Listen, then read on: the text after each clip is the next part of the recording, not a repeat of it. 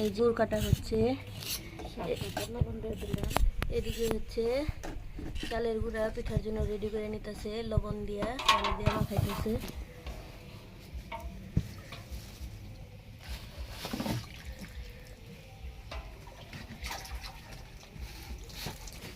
এদিকে হচ্ছে চুলায় কলসে পানি গরম দিয়ে দিছে, ঠান্ডা হয়েছে।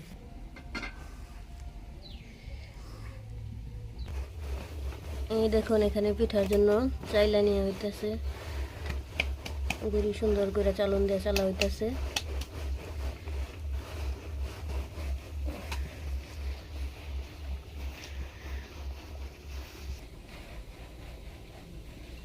এই দেখুন পিঠা কিভাবে তৈরি করে, আগে সুন্দর করে চালের গুঁড়ি দিয়ে দিতেছে, তারপর গুড় দিয়ে দিবে।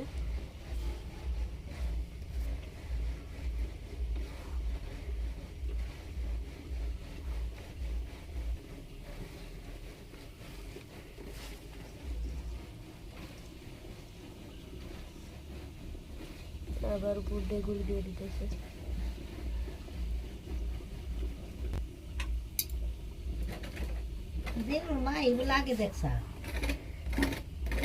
এই দেখুন দুইবার গুড় দিছে,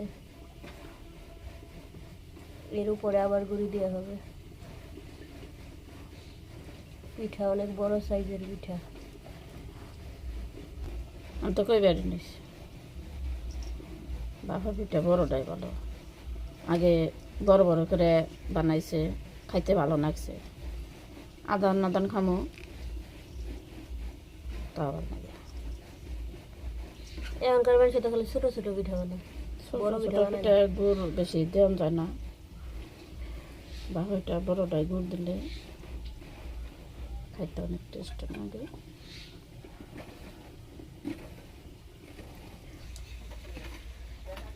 তেমনি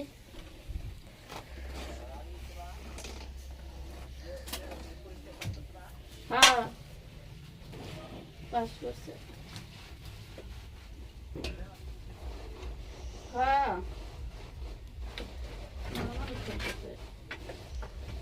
এসপের বাঁচতে হতো,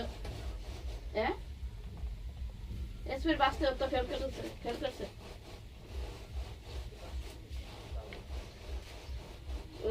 শহীদুল্লাহ নাই, সিরাজুল্লাহ মেয়া পড়ে না একটা জুই জুই জুই জুই কেরা অঙ্কে ফেল করছে, একটাই নাই করছে নেড়ে আছে কি জেরে দেবে কোনো দিলে প্রেম করবার তো ধরো একটাই। হ্যাঁ ফর্ম ফিল আপ আসিডটা তো করছে, যারা ফেল করছে তাগুলো হলো পরে। হ্যাঁ হ্যাঁ তোর দাদা আইসে না?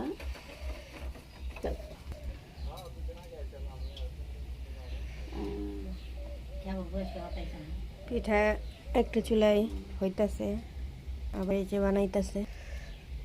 শীতের দিন এখন পিঠার বানানোর কাজ চলবেই, কয়েকদিন পর পরই ঘন ঘন পিঠা খাওয়া হয়। শীত যে পর্যন্ত আছে সে পর্যন্ত পিঠা খাওয়া চলবেই। না তুই জিজ্ঞাসা কিছুই কয় না।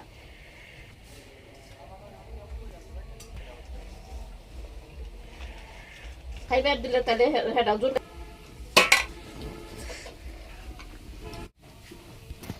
এই যে আর একটা পিঠা এখন কলসি দিয়ে ঢেকে দিল।